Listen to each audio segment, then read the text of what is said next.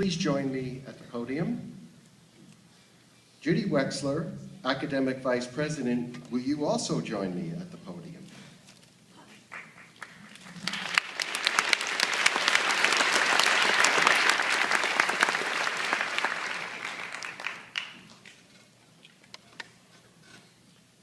Bishop Gene Robinson.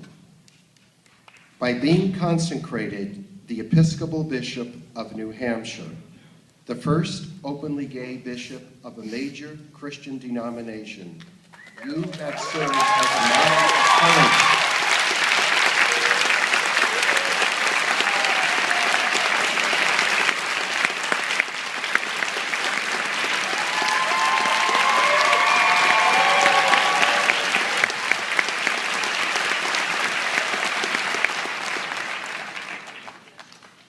By honoring your commitment to your Christian vocation, you expanded and rendered more truthful contemporary Christian understanding of sexual identity. By your refusal to attack or condemn opponents, even in the face of vilification and death threats, you have served as a model of nonviolence and compassion. By your important and timely books, In the Eye of the Storm, Swept to the Center by God, published in 2008, and God Believes in Love, Straight Talk About Gay Marriage in 2012, you argue effectively for the equal rights of same-sex couples to marry according to mutual choice. You rightly call marriage partners to be their, quote, best selves for each other. By representing your vision in various national and international media, you transform the values of individuals and communities. By your thoughtful interpretation of controversial biblical texts, you invite all of us to examine sacred texts with a renewed spirit of open inquiry. Bishop Gene Robinson, in honor of your wisdom, compassion, and commitment, the California Institute of Integral Studies expresses its gratitude and esteem by awarding you the degree Doctor of Humane Letters in Spirituality and Social Justice, honoris causa.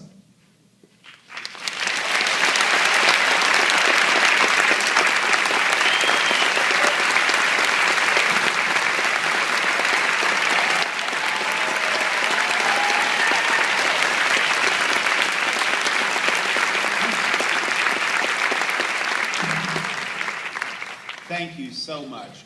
You have no idea what an honor it is for me to be honored along with you today. We're so proud of you. Wow, I love that.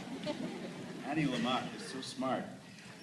I've just had a wonderful weekend here with the CIIS president, trustees, some staff and faculty and students. What a joy it is for me to have been among you. And I have to admit, I have just drunk the Kool-Aid about CIIS.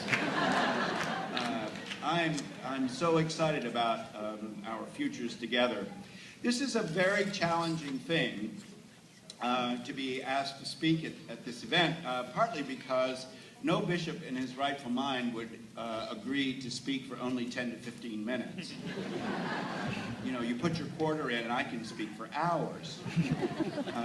But also, I will say to those receiving degrees today, challenging because it's always hard to know what to say at such an important moment that will inspire you. I want to speak to you out of my own tradition, which happens to be the Judeo-Christian tradition, but I do so as a way of honoring you in whatever tradition you're in. That about which I will speak is I'm sure, reminiscent of something in your own tradition, and we're all big people here, so I want you to translate what I'm saying out of my own tradition into whatever is yours.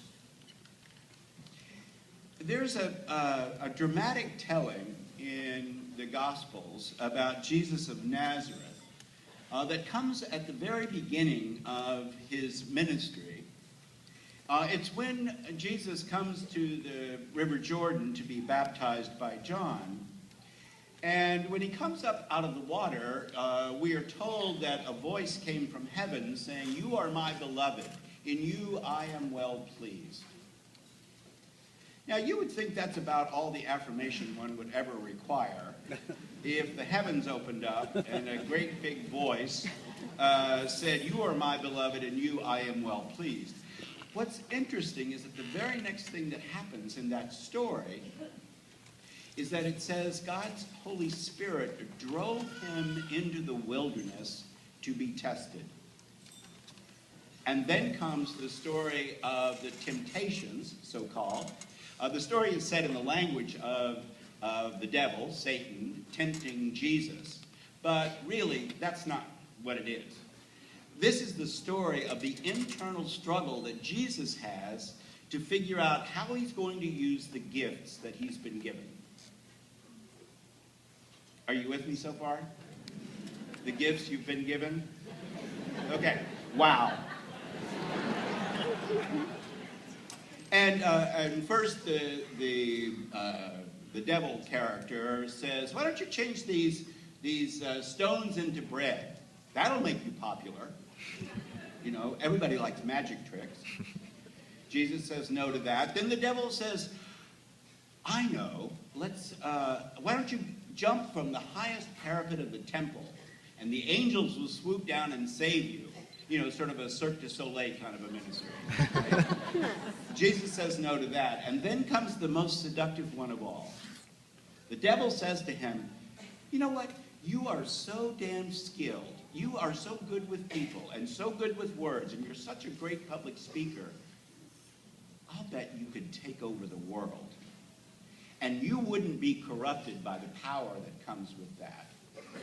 No, you would do it right. You could be king of the world."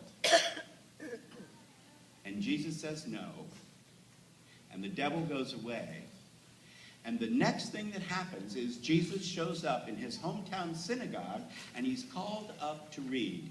And being a good Jewish boy, he knows the scriptures well, and he opens up to Isaiah. And what he reads becomes his inaugural speech. "The Spirit of the Lord is upon me, and has called me to bring good news to the poor, to bind up the brokenhearted, to preach release to all the captives, and to proclaim the year of the Lord's favor." He is announcing what the rest of his life is going to be about, which is reaching out to the marginalized, to the poor, the dispossessed, those who have been shunned by the society. And he gets into terrible trouble for it all his life. And he is such a challenge to the establishment, the Romans, that they kill him.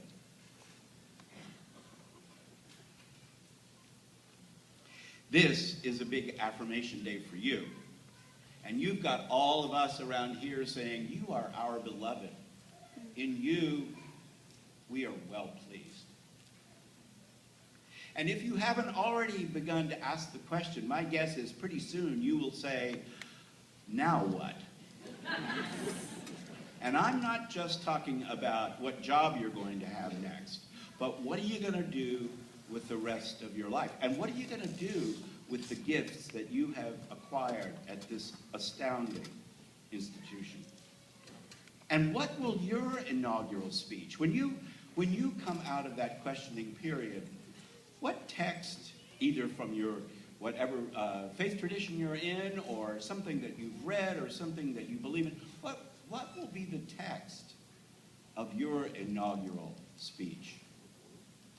And what will the rest of your life be about? My own journey has been an amazing one, and one that I have felt called to by God. I am an out and proud gay man and a bishop of the church, a successor to the apostles. For a very long time, we have thought that's an oxymoron, right?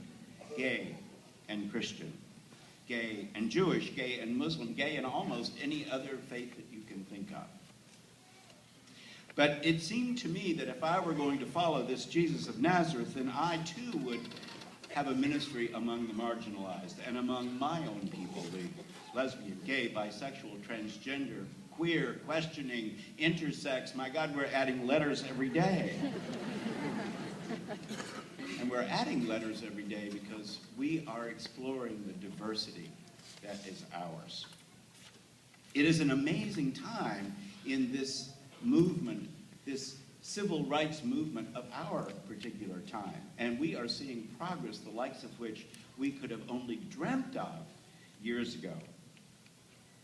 But there is so much more work to be done, because after we achieve marriage equality, and we will, and maybe even by June for those of you in California, let's hope,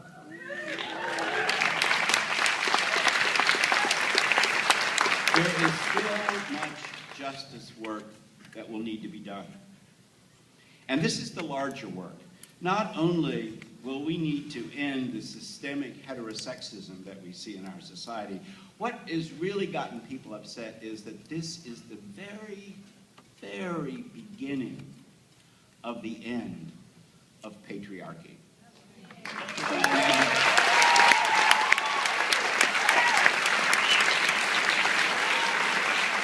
And straight, white, educated Western men have been making most of the decisions for most of the world for a very long time. And I'm fully aware that I'm all of those except for the straight part. So I'm pointing a finger at me too.